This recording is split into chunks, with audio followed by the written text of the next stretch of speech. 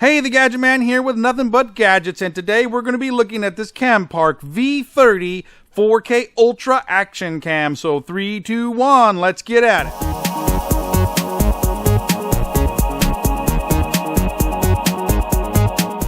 Alright guys, so Campark sent me this camera and I was pretty excited to get it. I just recently did a review for the X30 that I had used for almost a year and really enjoyed, so I was happy when I got the offer from Campark to test out their V30.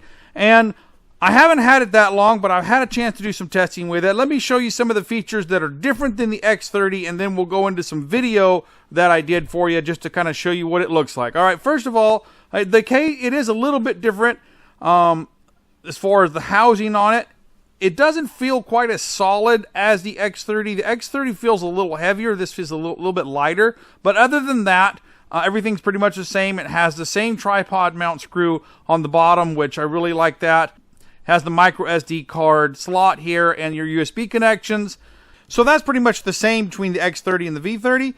The one thing that is different is the startup time. The X30 was kind of slow. This right here, I'll press the button and it starts up in about 3 seconds. It's not the fastest startup time I've seen in an action camera, but it's a lot faster, about twice as fast as the X30. So that's improved there. The touchscreen is also improved on it. The icons are a lot bigger and it's more responsive. It's easier to hit the things. You can switch between video and camera on the screen without having to switch the camera beforehand. Settings, it has all your resolutions there. And so that's pretty good. I do enjoy the new touchscreen and the responsiveness of it. Okay, as far as accessories, it comes with all your standard accessories, your bicycle mount, but this camera actually comes with 2 batteries and a double external charger that charges 2 batteries at a time. So that is very good. Okay, so I went to a city park to shoot some video for you guys to give you an example of how this camera does. So I shot on 3 different settings. I shot on 1080p, 2K, and 4K. So first I'm going to throw up the 1080p for you.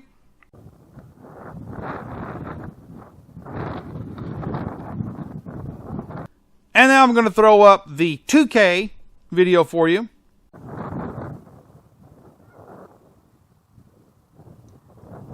And now I'm going to throw up the 4K video for you.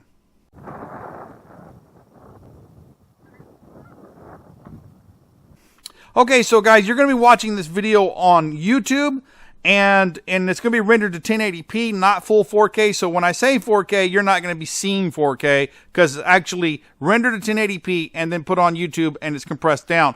So in order for you to see a true 4K quality off of this camera, what I've done is uploaded a raw 4K file, a sample file, to my Dropbox. So if you look underneath the video in the description area, just click on the show more, go down there, you will find a link to that Dropbox file where you can download a full quality 4K sample file so you can exactly see how good the 4K is on this. Alright, now, I also had my Sony a6500 camera out there.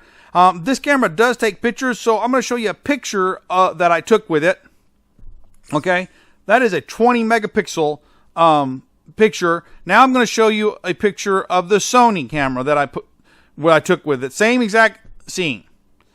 Okay, now you can't really tell a difference except that for some reason, instead of having a widescreen shot, the camera has a wide angle lens, but it compresses it to square box for some reason, so it looks distorted.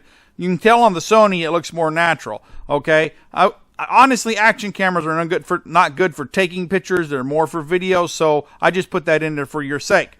Okay, now, when I was driving home that evening, I was out in the country. It was January the 1st. It was the most beautiful sunset for January the 1st, 2020, and I had to pull off the side of the road, and I shot you a 4K video clip of that. So here's that.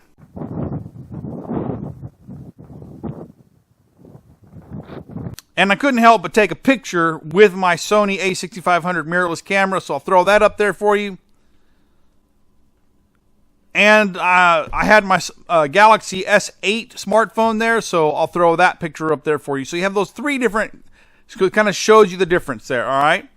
Now, I wanted to shoot a time-lapse video, so you can see how this thing does time-lapse. So I got up in the morning and went ahead and went out to the field, and I shot a little 4K clip to kind of show you what the field looks like. And I'll throw that up for you there.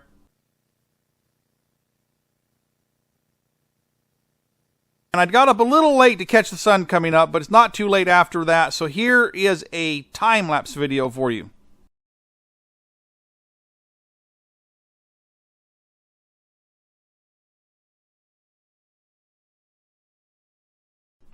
And if you look up in the top left-hand corner, you'll see a little jet flying by. Okay? And that was pretty cool. So it does shoot time-lapse, and those are some samples that I put out there for you so you can kind of tell what it does. Now, what is my opinion on it? It does pretty good. The 4K definitely is better quality video than the 1080p. There's no question about that. All the videos are decent.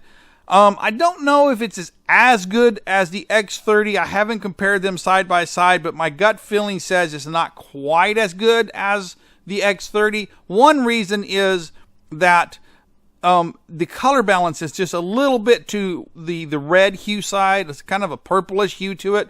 Not too much, but in person I can notice that. And that can be corrected in the, if you want to go and manually set your white balances, you can probably correct that. But the X30 had a little better color accuracy to it. But it's not really noticeable unless you're comparing it with something else.